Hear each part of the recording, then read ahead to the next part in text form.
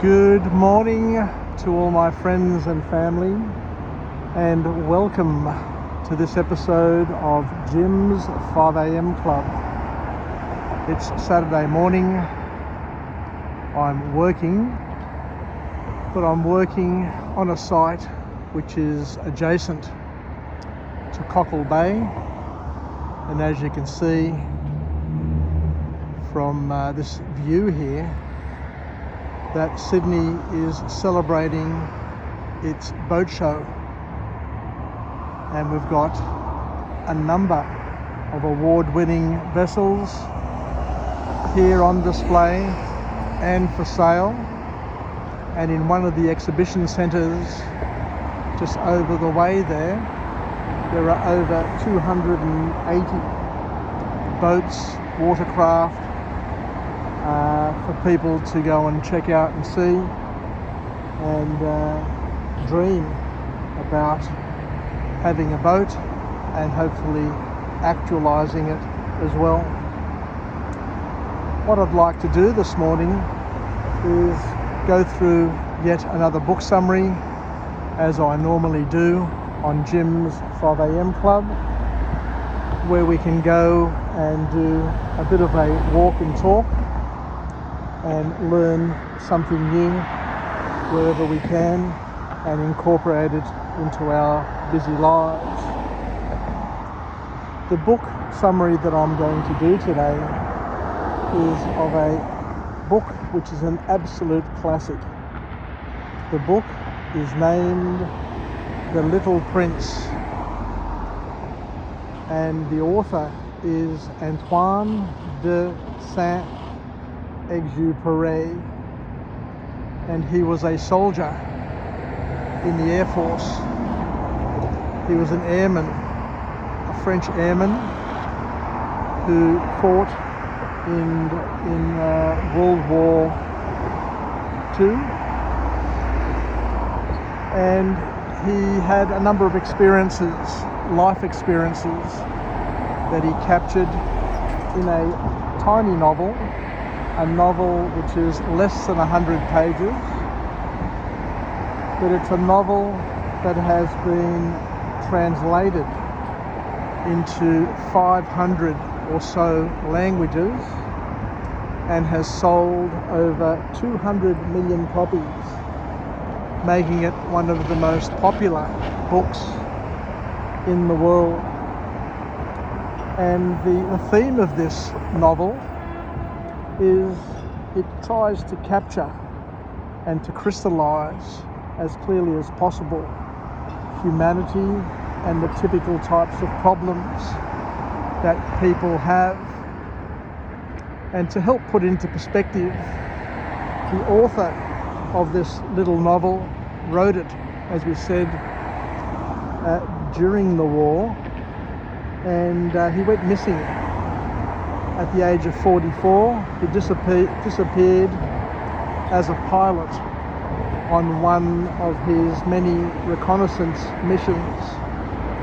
So he didn't live to a ripe old age, but the experiences that he gathered and gained in those 44 years were enough for him to capture and to record and to present a story that has impacted many people over the years.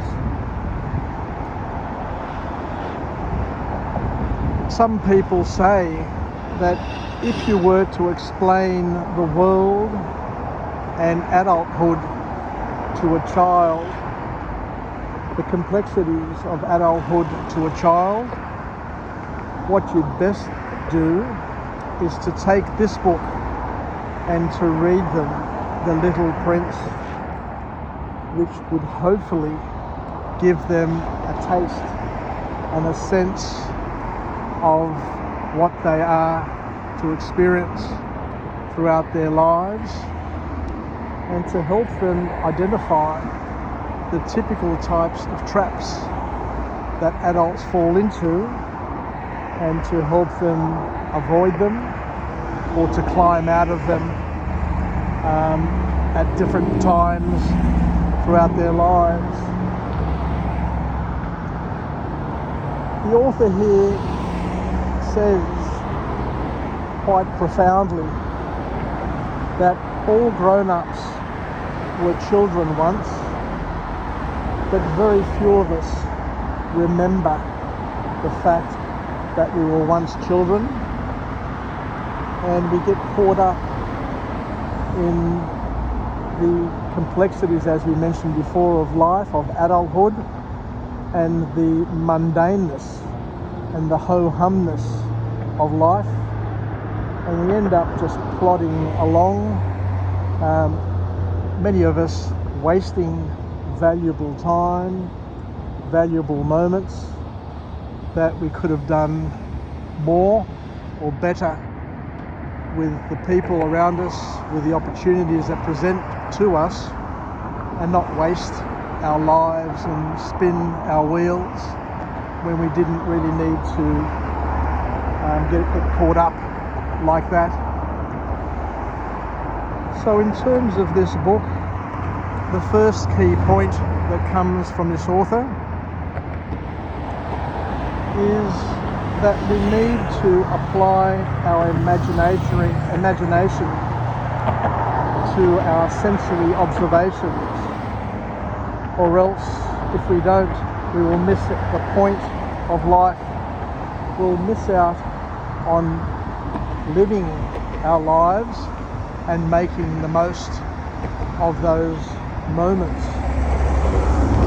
But the author here also reminds us in this book that adults usually are unable to understand what's important in life.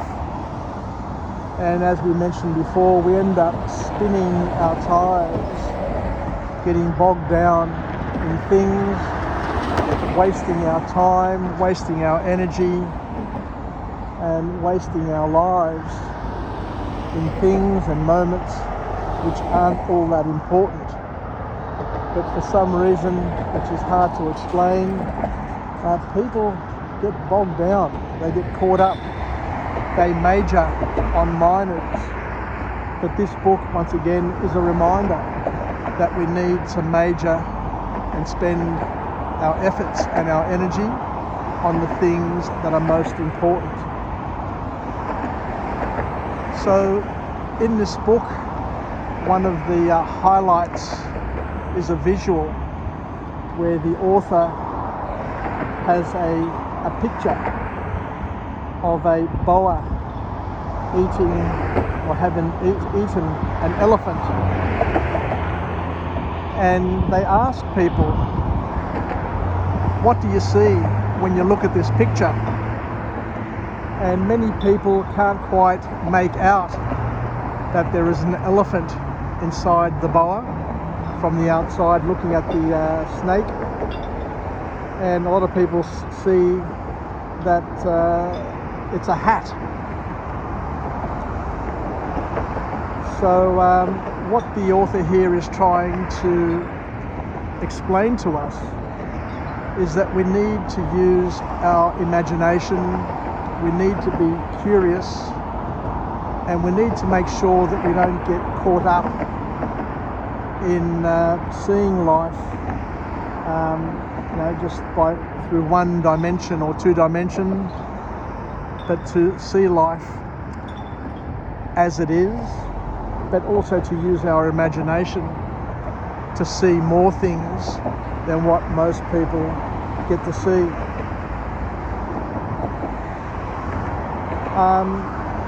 Because our imagination, according to this author and to this book, is the strongest skill that we possess. And Einstein said that imagination is much more important than knowledge. So in this book, the author, the pilot, crashes his plane and meets up with a young boy who's called the Prince. And the boy asks the pilot to draw a sheep. So the pilot tries to draw the sheep, And he tries once, he tries twice, and the boy says, "You can do better than that." And what happened was that the author simply just drew a square box and said that there is a sheep in the box, and allowed the boy to imagine whichever sheep he wanted to imagine.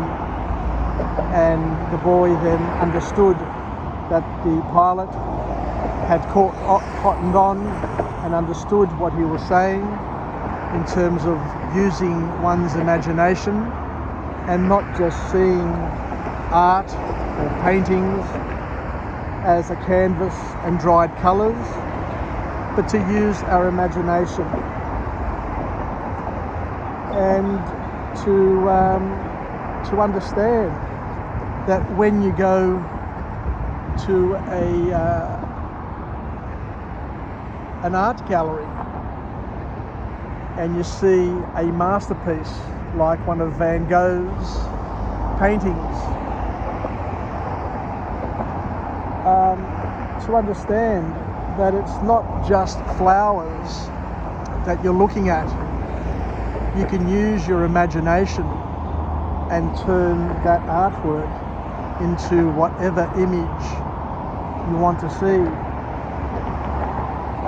So we are encouraged, we are invited to use our vivid imagination and our curiosity at every opportunity, and to make our lives and our experiences into whatever we want to achieve, and not to be limited to just, as I said before, the one or two dimensions. I must admit, whenever I go to an art gallery and I see a masterpiece, in the past all I've really seen is just the flowers, and I go, "Oh, that's a lovely painting of flowers." But from now on, having read this book, I'm going to challenge myself to try and see, feel, smell, taste more than what I'm seeing, and to engage the artwork and what I've got around me with a lot more imagination and curiosity. The next key point that comes from this book is where the author tries to get the following message across: that adulthood comes with 6 typical ruts, and we need to look in the mirror and be honest with ourselves so that we don't get caught up in life, but we use life as a wave that we can surf, and it can take us to places that we've never been and allow us to experience things we never thought quite possible. So the story goes as follows: that the prince is a person, a foreigner who has come from another planet and has landed here, and has a flower, has a rose that he cares for and looks after, and does other things. But he takes the pilot on a journey with him to 6 other planets, and these other planets represent the 6 different traps that people fall into. So we need to use our imagination to try and understand what these planets are and who these people are and what the message is. But I guess if we sit and think about it, we can probably see ourselves, or we can see our family members, our friends, our work peers as people on these different planets. And I understand this concept of planets because every time I go to Greece, for example, it's like I'm going to a different planet. You know, we're on the same planet, for example, and yet different places are so different that you scratch your head and you say to yourself, how can we be on the same planet and yet people are so different, lifestyles are so different, landscapes, foods, tastes, music are so different, and yet you can go to different countries throughout the world and experience these different planets. But let's go through these planets just to see what we can learn.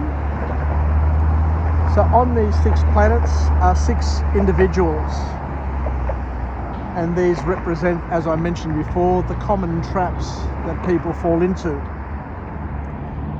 So on the first planet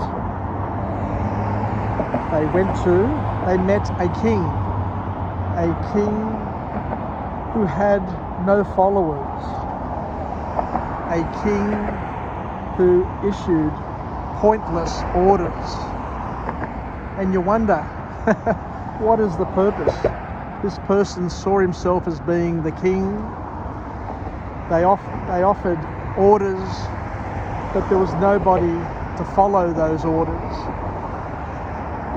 Once again, a trap that people fall into, and you can possibly relate to this at different times of our lives. The second planet they visited, they met a conceited person who was very, very prideful and was so happy to be the most admired person.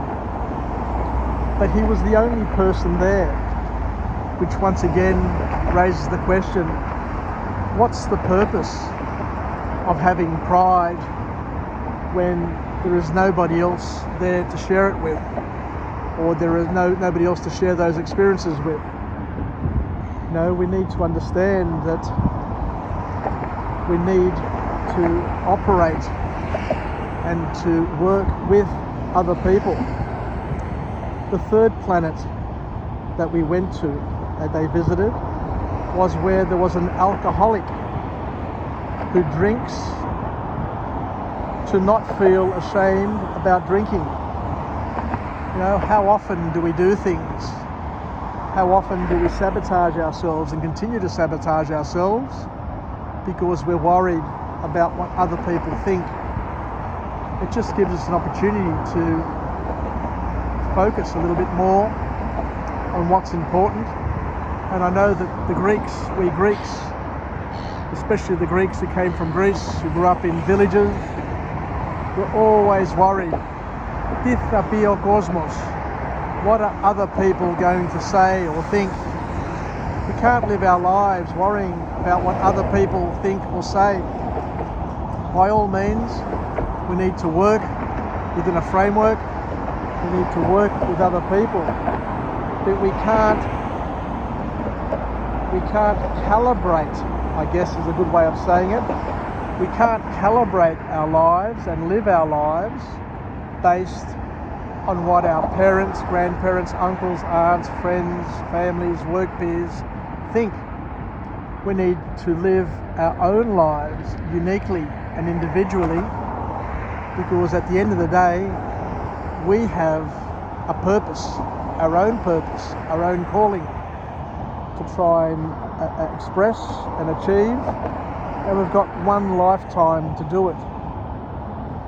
So we need to get up, wake up and do the things that we need to do, and not to be worried about what other people think, and not to be ashamed or overly ashamed of what we are doing, because if it's serving God, if it's serving our neighbours, if it's doing good, then it can't be all that bad at the end of the day.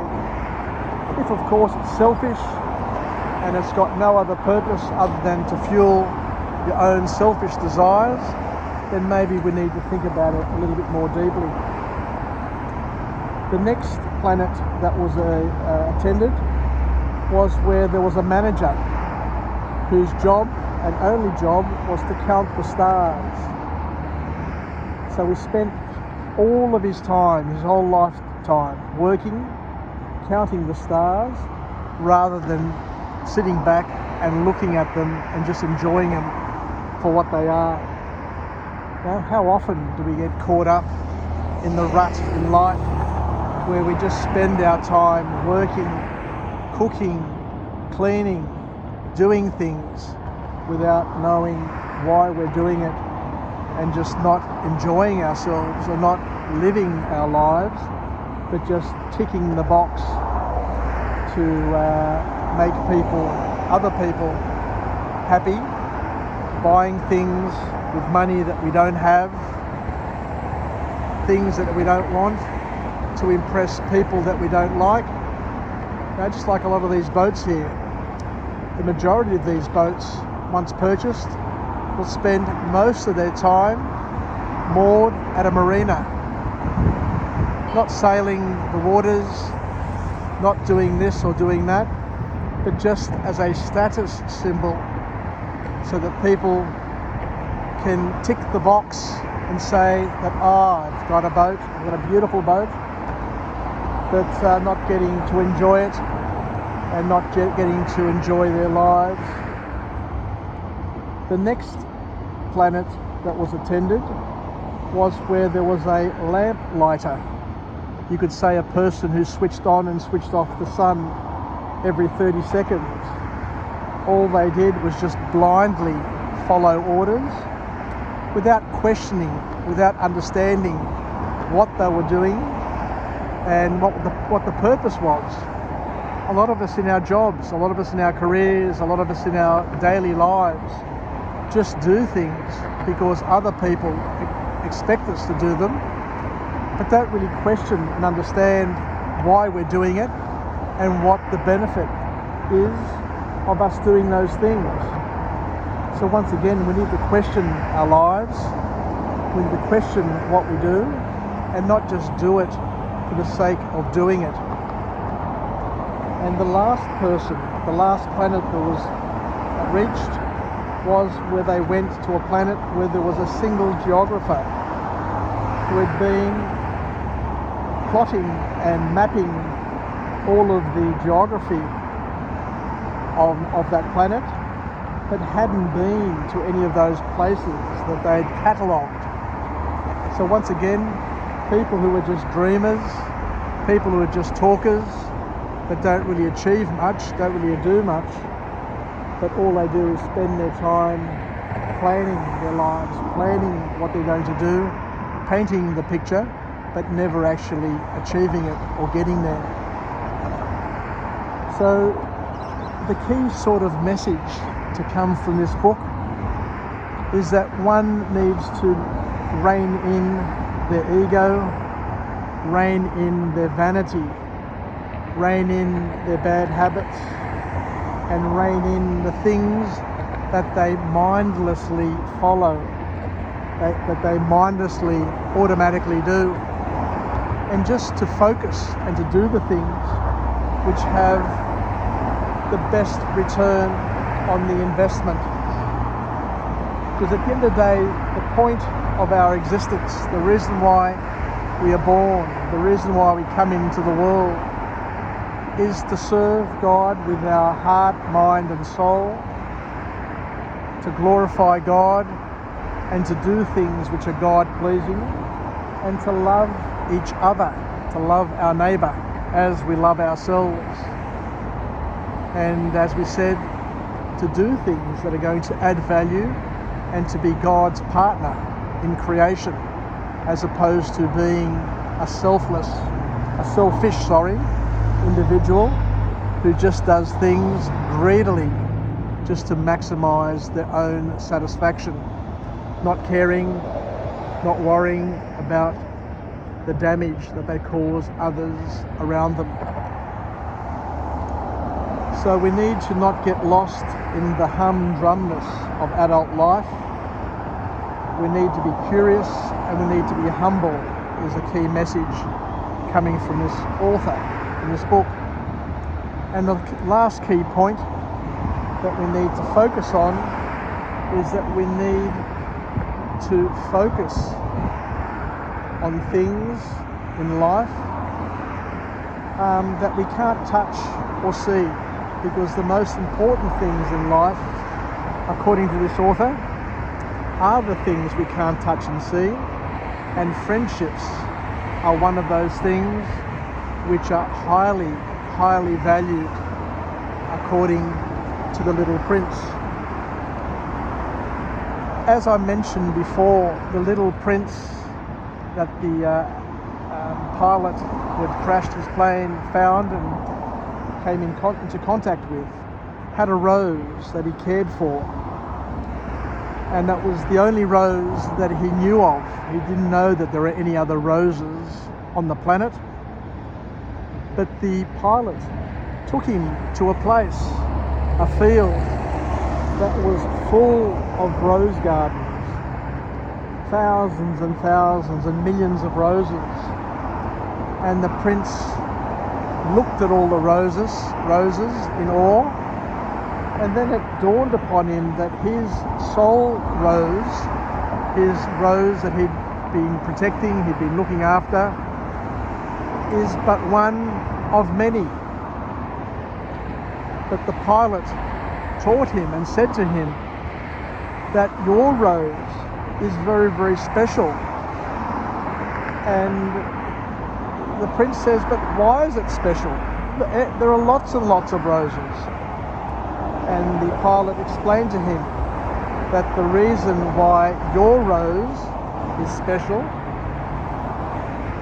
the reason why your rose is special is because it's the rose that you chose to care for.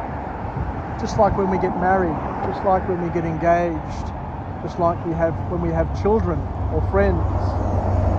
They are special because there are millions, there are billions of people on the planet, but your family, your wife, your husband, your work peers, your project, all of those things are very, very special to you because you have selected, you have elected to care for them. And that's what makes it extra special and important to him, just like it makes it extra special and important to each and every one of us. So we need to make care, we need to tend to our roses, to our relationships, to our partners, our families, our parents, our grandparents, our ancestors. All of those things, we need to care for them. Our homes, because it is our home. Children need to pray for their parents to stay healthy, to stay together, because those parents are their parents. And by their parents staying together, they validate the children. So it's important to not be selfish, I guess is the key thing. Not be egotistical, but to look beyond and to know that we are all links in a long, strong chain, and we need to keep those chains and those links bound together through our efforts, because once you break a link, the whole chain is damaged. The whole chain no longer is a chain, but it becomes a broken chain. So the next point that the author makes, or the last point that the author makes, that only the heart lets you see rightly what is essential, because it's usually invisible to the eye. So we need to make sure that we understand, and what the author here is saying, that the key points in life are, what your heart feels, as opposed to what you see, what you taste. I think what we all learn as we get older, especially now with artificial intelligence, with multimedia, with social media, the world is a facade. You can't really trust anymore what you hear, what you see, what you read. You need to be on guard, and you need to use your senses. You need to use your imagination, and you need to be cautious so that you don't get caught up in or trapped in the fallacy of life, the folly of life. And the last point that the author makes is that the prince, as we said, came from another planet, and he allows himself at the end to be bitten by a venomous snake, and the purpose for him allowing himself to get bitten by a venomous snake in the end is so that he could die and return to his planet without his body. So it's left open to the imagination of the reader as to whether or not he dies or whether or not he makes it back to his planet, which I guess is an analogy or a way of us understanding our existence and our purpose on life, and the separation of the soul from the body, and how the soul and the body once again will come together at the second coming. So thank you very much for joining me on this episode of Jim's 5am Club from down here at Cockle Bay, Darling Harbour. And I really enjoyed doing this book summary. I hadn't read the book ever, but I was absolutely amazed that the book has been translated into 500 languages. Like, that's just mind-boggling, and sold over 200 million copies, making it one of the most popular books. And I'll actually go and buy the book and try and read it to my granddaughters and chat about it and just get into it a little bit more, given that it's such a classic. Take care, everybody. Wishing you a happy Saturday, and go the Matildas tomorrow, who are playing Denmark. We'll see how we go and see if we can make it to the quarterfinals, where Australia, if they make it through, and if France make it through, will match up against France, who have actually beaten in one of the friendlies leading up to the World Cup, which would make things very exciting.